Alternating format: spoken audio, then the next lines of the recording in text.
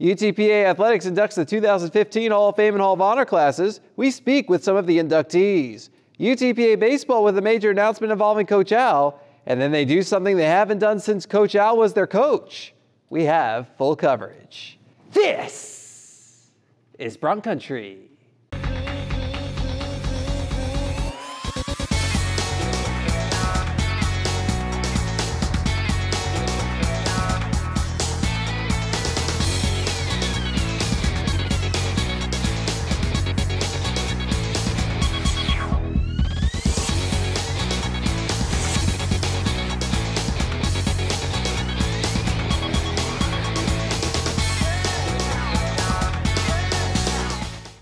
Hey everyone, and welcome to Bronc Country. I'm Jonah Goldberg. It was a big week for athletics, and really, the University of Texas Pan American as a whole. It was homecoming, a chance to welcome the alumni back and celebrate their Bronc legacy. One of the biggest parts of homecoming every year is the Athletics Hall of Fame and Hall of Honor induction ceremony. Romeo Villarreal has the story. On behalf of the Department of Intercollegiate Athletics, it's my pleasure to welcome each of you to the 2015 Hall of Fame and Hall of Honor induction ceremony. This Saturday, UTPA Athletics held their annual Hall of Fame luncheon to induct this year's Hall of Fame and Hall of Honor classes. Many showed up to the luncheon while others were represented by loved ones. While not everyone could attend the ceremony for various reasons, it was clear all the inductees felt privileged to be part of this year's Hall of Fame class. Well, I'm very honored to be inducted in the Hall of Fame. I never would have expected it. To be on the World Series team was a great honor and privilege, and to be with Coach Al for all those years was really nice. It humbles me to be the first female basketball player inducted in the Hall of Fame. Former UTPA forward Dawn Beechler felt especially honored, having been named the first women's basketball player to join the ranks of the UTPA Hall of Fame. It's a huge honor. There's been a lot of women here that have played really good and have broke records, so it's just a huge honor to be here and to have my family here with me. For many of the inductees, one of the best parts of the Hall of Fame ceremony was getting to come back to UTPA and reminisce about the school where they spent some of the best years of their lives. At Pan American, some of the best years of my life. I was very happy here. They treated me very well. And that's why I wanted to come back, and that's why I will always would like to be here. This school was awesome. I loved it. I know a lot of people come and, you know, it's hard for them to adjust. I loved it here. I've been coming here since I was a little girl. We have family that live here, and my parents actually live here now, so it was just amazing to be here at the university and to be a Bronc. Reporting for Bronc Country, this is Romeo Villarreal. Al Ogletree, or as he's better known, Coach Al, led the Bronx baseball team for 29 years, amassing over 1,000 of his more than 1,200 wins for the green and white. One of the winningest coaches in NCAA history, Coach Al led the Bronx to 13 NCAA regionals and a College World Series. He produced 4 major leaguers, 23 MLB draft picks, and 175 coaches, including a pair of major league coaches. He's in 9 Halls of Fame, holds the title of head coach emeritus at UTPA. However, on Friday, he earned the most prestigious award that the university has to offer. With family and friends in attendance, Coach Al was honored with a presidential pillar on Friday. His plaque will hang forever in the UTPA Visitor Center, helping to ensure his Bronc legacy and allow a new generation of students to learn about the amazing impact Coach Al had on the university, both as a baseball coach and an educator. It didn't end there, though, as 30 minutes later, UTPA Athletics announced that they will build a $250,000 entranceway in front of the baseball stadium, named the Coach Al and Joanne Ogletree Pavilion. Included in this pavilion will be a statue of Coach Al, honoring his Bronc legacy right where it belongs, near the diamond. Well, it's surprising. The kids, the boys got me here. They played so well. They won the games and I lost, but I enjoyed every minute of it. Well, you deserve it. Well, I wish my wife was here. That's what makes it tough. He deserves that and a lot more. I never played for him. I played against him. I know I played against him when he was at University of Dallas, and then I played against him when he was at Sul Ross.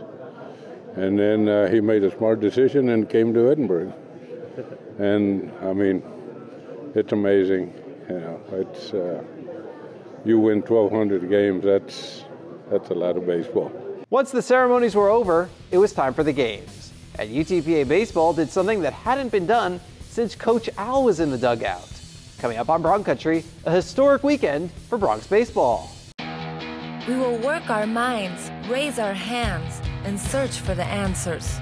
We will study the stars, learn to speak each other's languages, and hear each other's songs. We will make each tomorrow brighter, more prosperous, and completely new. We cannot predict the future, but we can and will build it. We will come together. The University of Texas, Rio Grande Valley. New opportunities for the 21st century. It all comes down to this. 14 teams battle their way through the bracket for a chance to punch their ticket to the big dance. Be a part of the madness in Las Vegas, March 11th to 14th. Go all in and witness who goes home a champion at Orleans Arena. The 2015 WAC Men's and Women's Basketball Tournament. Tickets on sale now at UTPABronx.com.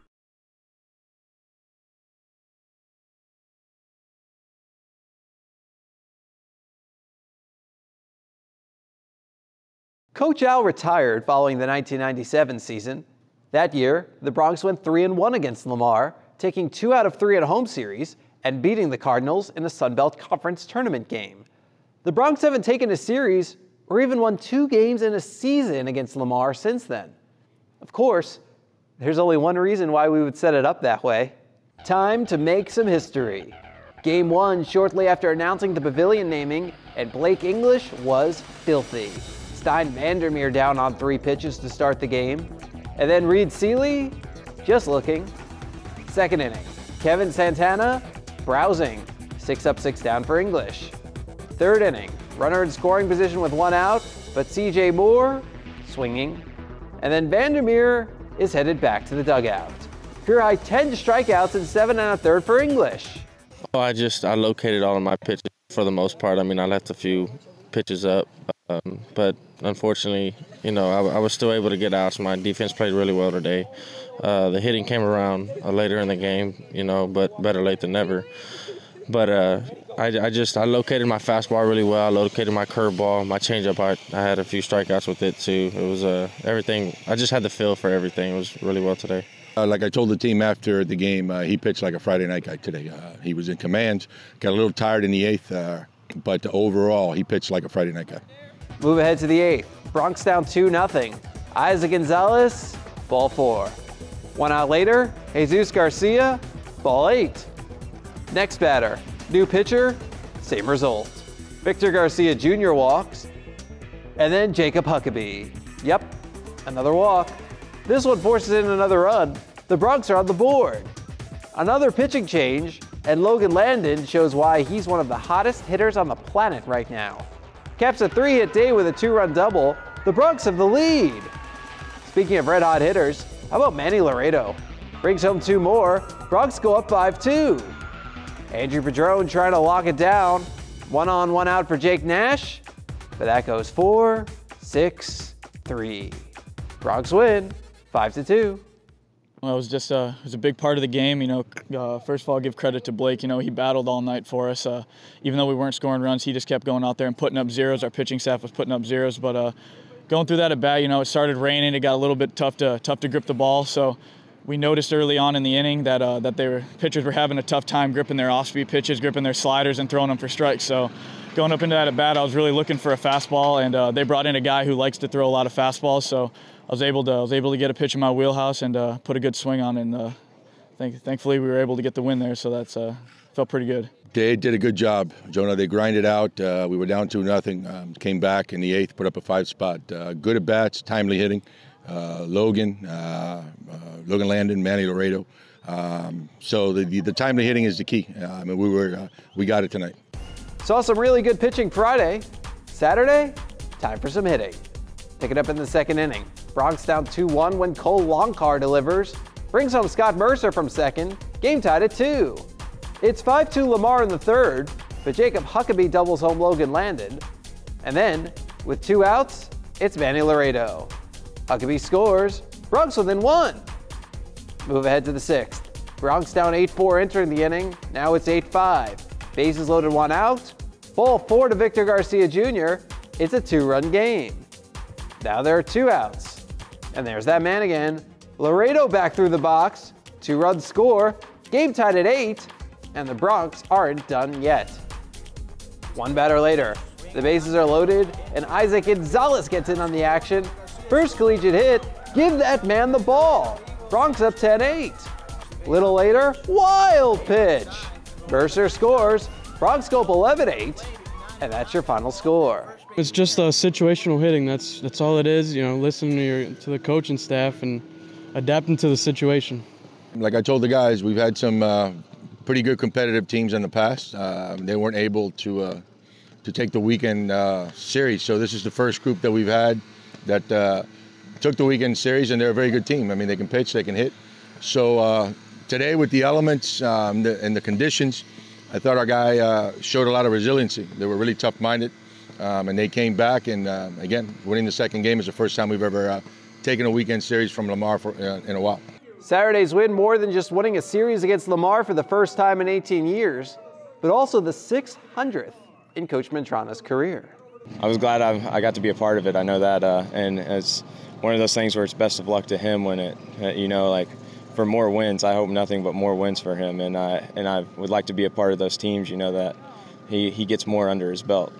A big part of it, if not most of it, goes to the players and the good assistants. Because at the end of the day, it's all about the players. If you get good players and you put them in a good system, you're going to be successful. And I've been blessed, I'm very, very blessed throughout my career to have really, really good players and really, really good assistant coaches. But, you know, my thought on that is just you do the best you can, you try to do things the right way, and the wins will come along. The biggest part of this job is just the relationships. That once they finish here, when they become husbands and fathers, for them to call you, invite you to their weddings, to their baptisms of their kids, that's what makes coaching special. On to Sunday, Bronx looking for their first sweep of Lamar since 1988. And they're not waiting to score this time. Pick it up in the third. Runners at second and third with 1 out when Logan Landon does what it is he does best. Brings home Isaac Gonzalez. Bronx up 1-0. Next batter, Jacob Huckabee. CJ Moore on the run. Can't get it on the dive, and we're off to the races. Cole Longcar and Landon both score as Huckabee hustles into third with a triple. 3-0 Bronx.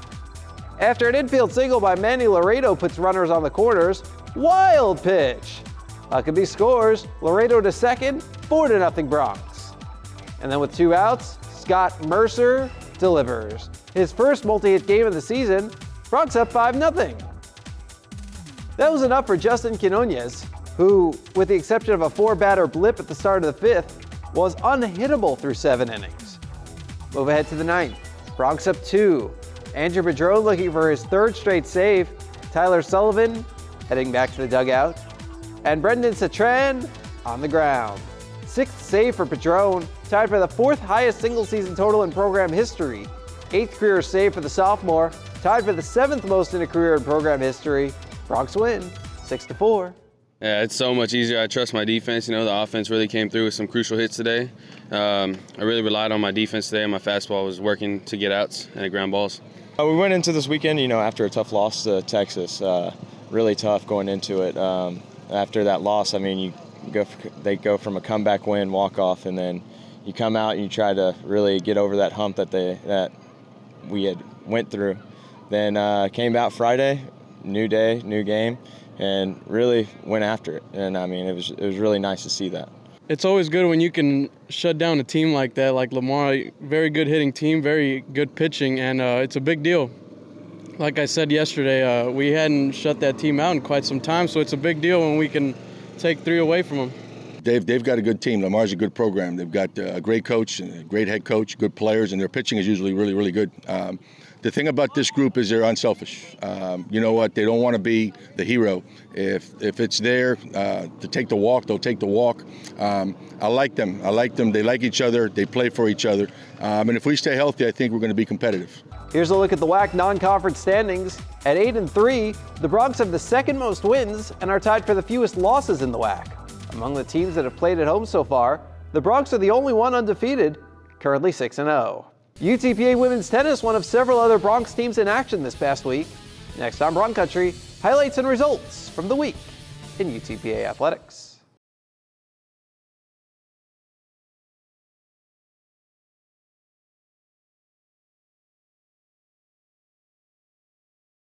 The UTPA men's basketball team was scheduled to play host to New Mexico State to punctuate homecoming this past Saturday.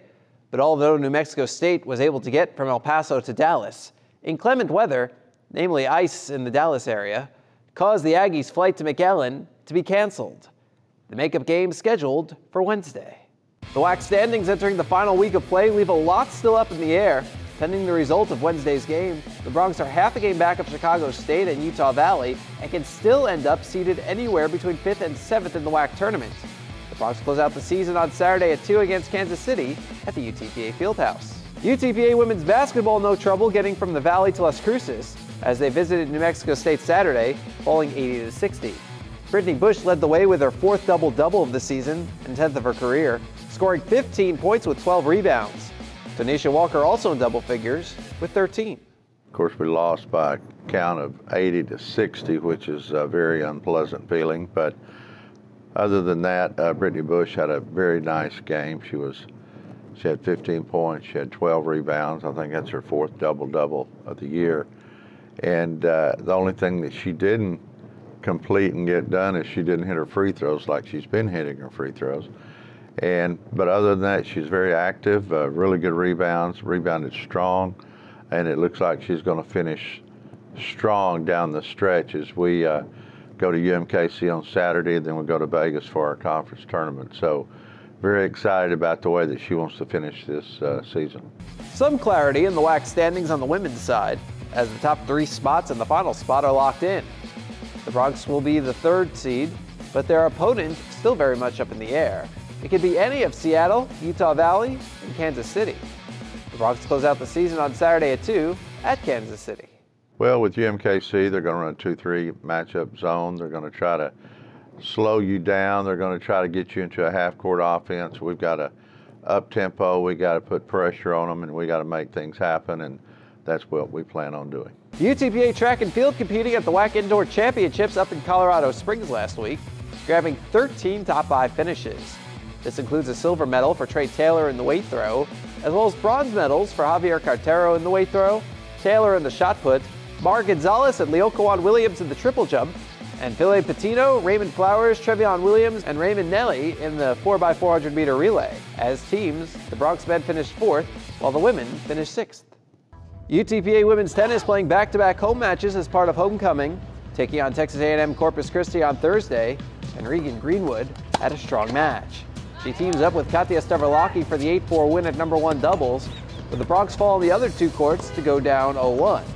On the singles, Greenwood dropped the first set 3-6, but comes roaring back for her 6-3 victory in set 2. And then, in the super tiebreaker, Greenwood prevails 10-6. That's the Broncs lone point. Broncs fall 1-6. They played a great overall. We had our opportunities in doubles.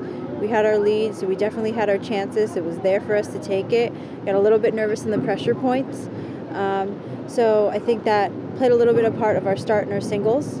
And we started a little bit slower. Obviously, I would have liked for us to come out with a lot more energy than we showed in the beginning. But a couple of them did show me some fight, and so that was at least good to see.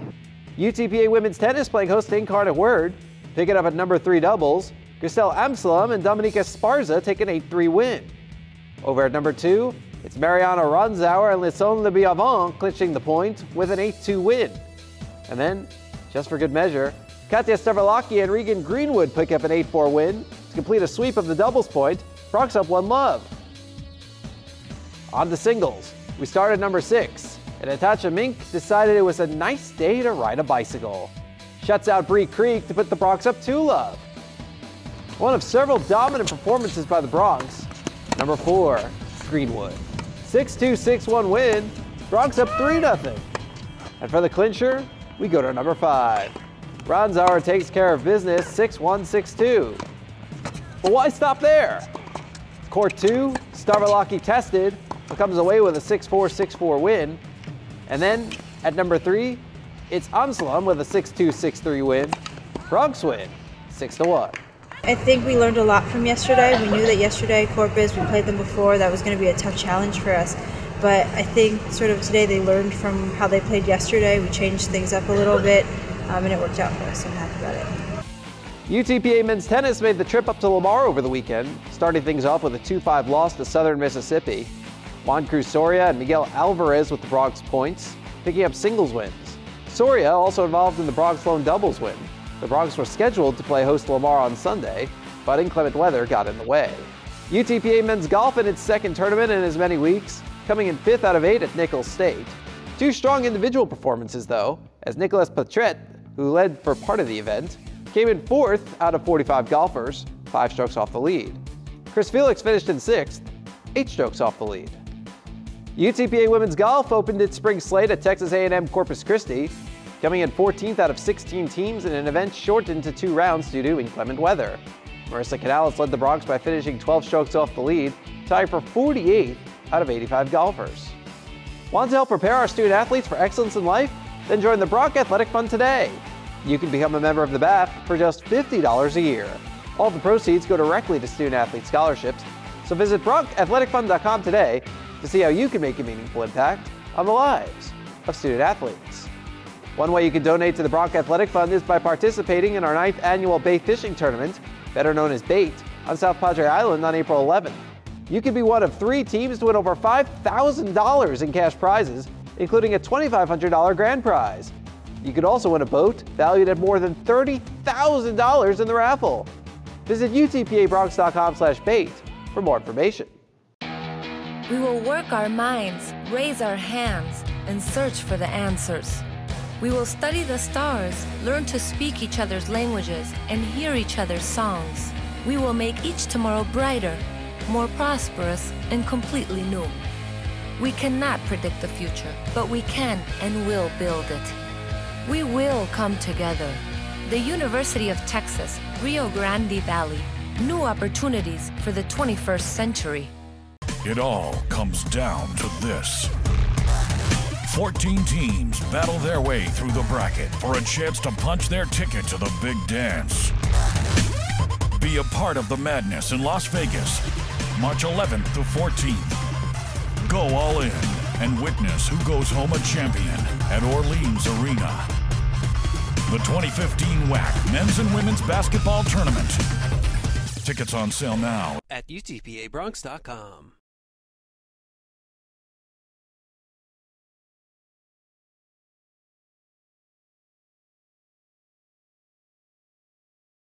Here's what's on tap for the Broncs. Both basketball teams close out the season against Kansas City on Saturday at 2, with the men at home and the women on the road. Baseball opens up a 2-game series against the highly ranked Texas A&M squad. Men's tennis heads to SMU and Abilene Christian. And men's golf faces a big test at the Sacramento State Invitational. We want to thank you for stamping your passport in Bronc Country this week. Schedule another visit for next week. And until then, go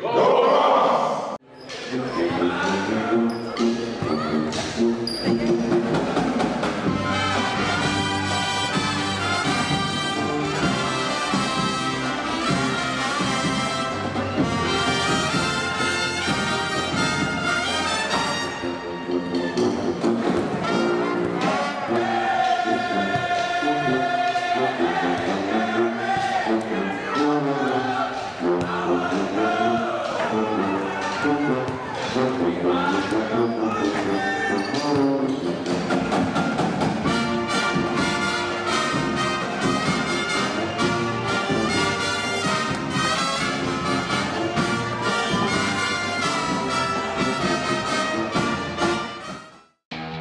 We will work our minds, raise our hands, and search for the answers. We will study the stars, learn to speak each other's languages, and hear each other's songs. We will make each tomorrow brighter, more prosperous, and completely new. We cannot predict the future, but we can and will build it. We will come together. The University of Texas, Rio Grande Valley. New opportunities for the 21st century. It all comes down to this. 14 teams battle their way through the bracket for a chance to punch their ticket to the big dance. Be a part of the madness in Las Vegas, March 11th to 14th. Go all in and witness who goes home a champion at Orleans Arena. The 2015 WAC Men's and Women's Basketball Tournament. Tickets on sale now at UTPABronx.com.